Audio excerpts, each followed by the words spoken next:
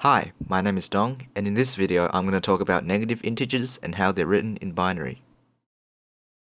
Before we begin, I'm going to give a summary of the contents. I'm going to cover 3 ways of representing negative integers: sign and magnitude, 1's complement, and 2's complement.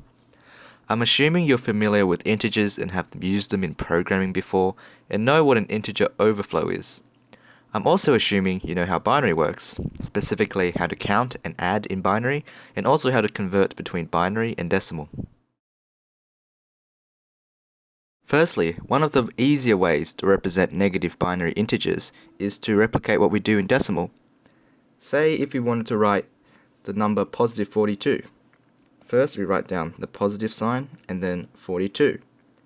And if we wanted to write down negative 42, we write negative and then 42.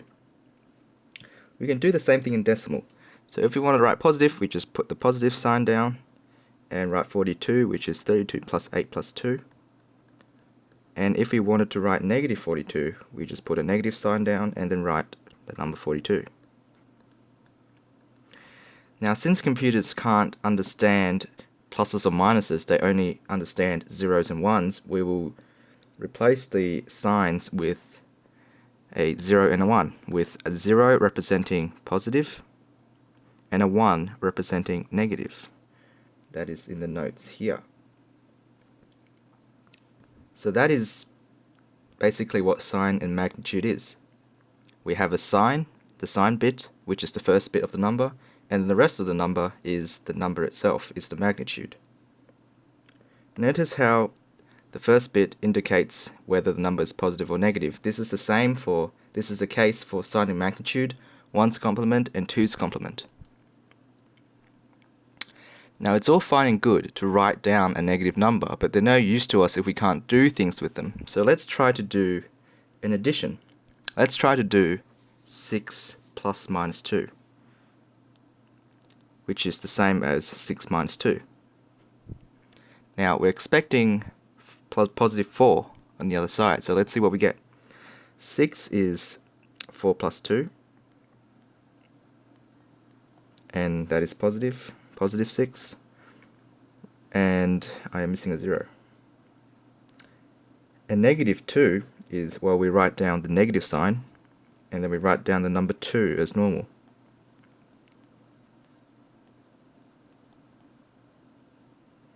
And then we just perform addition.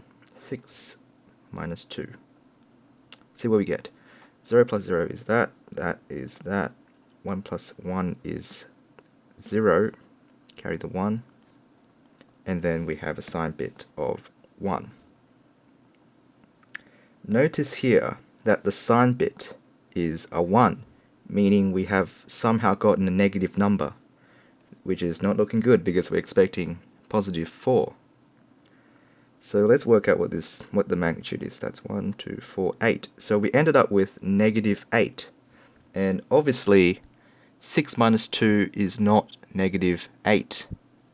Now what does this mean? This means that we can't use this method for adding to subtract. And more than likely, this means a new set of circuits has to be designed for subtracting numbers inside the CPU.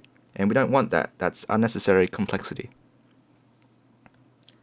Now another problem is that with sign and magnitude, we have 2 ways to represent 0.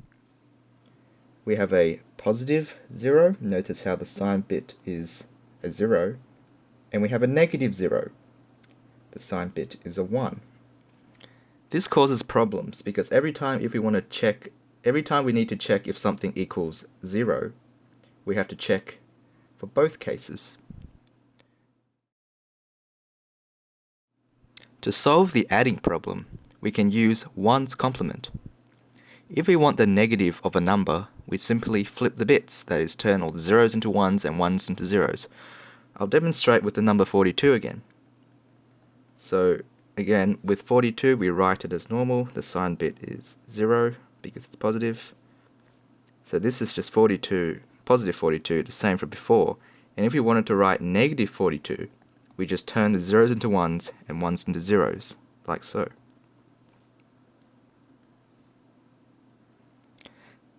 So now let's try to do what we did before, 6 minus 2. we're hoping to get 4, positive 4. So let's see what happens. So this is 6. And to write negative 2 in 1's complement, first we write down number 2, which is this.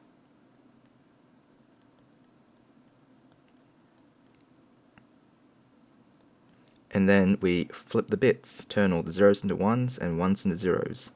So that 0 turns into a 1, that 1 turns into a 0, 0 turns into a 1, and so forth. Notice how the first column still indicates whether it's a positive or negative number. The top number is 6 and the bottom number is negative 2. So let's do the addition. 0 plus 1 is 1, that's 1. That is 0 carry the 1, 0, 0, 0, 0, 0, and the 1 carries all the way to the end. What we have here is an overflow. In 1's complement, we have to deal with a wraparound carry. So whenever we have an overflow, this 1 is added back into the number. So what happens is we get rid of the 1 and then we add 1 to this number, which is this.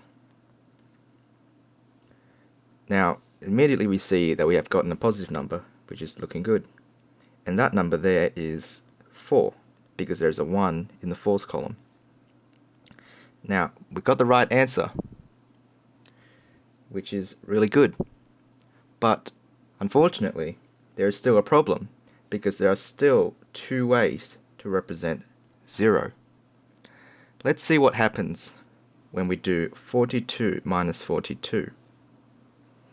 42 and negative 42 are all written up the top, so I'll just write them down.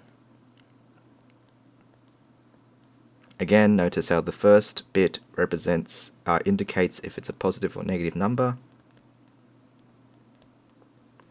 And then we just do addition, giving us 1, 1, 1, 1, 1, 1, 1, and 1.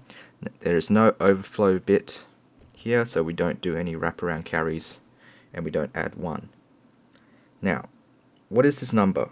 This number is, well, it's 0, because in 1's complement, there are 2 ways to represent 0, all zeros and all 1s. Because if you notice this number here, if we just ignore the rest of this number and look at the first bit, we see that, well, it's a negative number, so we're inclined to do the algorithm, 1's complement algorithm, and flip all the bits. And if we flip all of this, we just get 0, 0, 0, 0, 0, 0, 0, 0. This is where 2's complement comes in. To represent a negative number in 2's complement, we do the same as before by flipping the bits, but now we add 1 to that number. So let's try 42 again. Again, the positive 42 is still the same, but negative 42, well, first we do what we did before, flipping all the bits.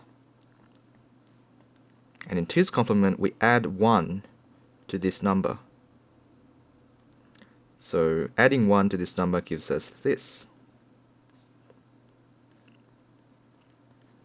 Notice again that the first column indicates whether it is a positive or negative number. So if we do 6 minus 2 again, 6 is same as before, and to write negative 2, first we write down the number 2,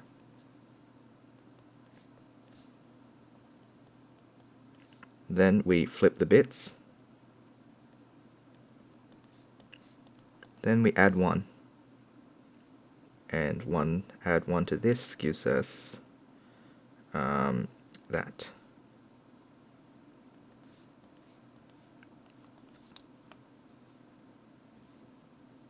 So the top number is positive 6, the bottom number is negative 2. So if we perform binary addition, this one is 0, carry the 1, didn't line them up properly, 1 plus 1 is 1, carry the 1, that is 0, that is 0, that is 0, 0, 0, and now we have an overflow bit But in 2's complement, we don't do any wraparound carries. We just get rid of it. We just ignore it completely. Now, and this is our final answer. If we check the first bit, we notice that it is a positive number, and then so we can just read straight off the rest of the bits to see that there's a 1 in the 4's column, which gives us positive 4. That is the correct answer. So let's try 42 minus 42 again. 42 is already up there, and so is negative 42 in 2's complement.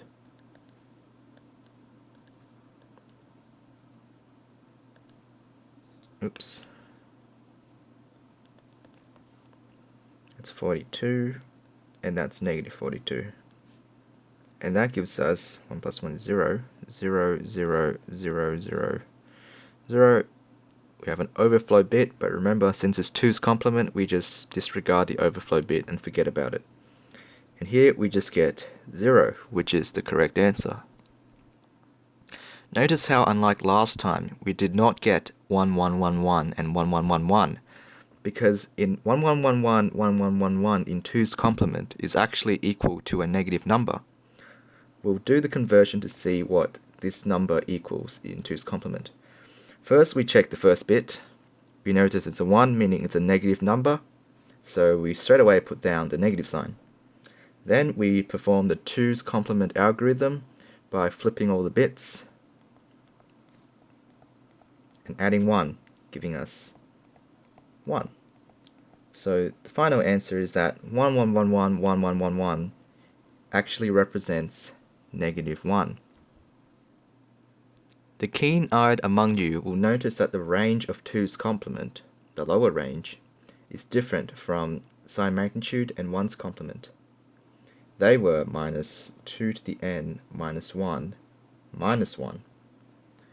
This is because 1's complement and sine magnitude both had 2 ways to represent 0, and in 2's complement there's only 1 way to represent 0. This extra slot is freed, and which allows 2's complement to represent an extra negative number, hence allowing a lower range to be larger. Here's a table summarizing what I talked about in this video. Thank you for watching, and I hope this video helped.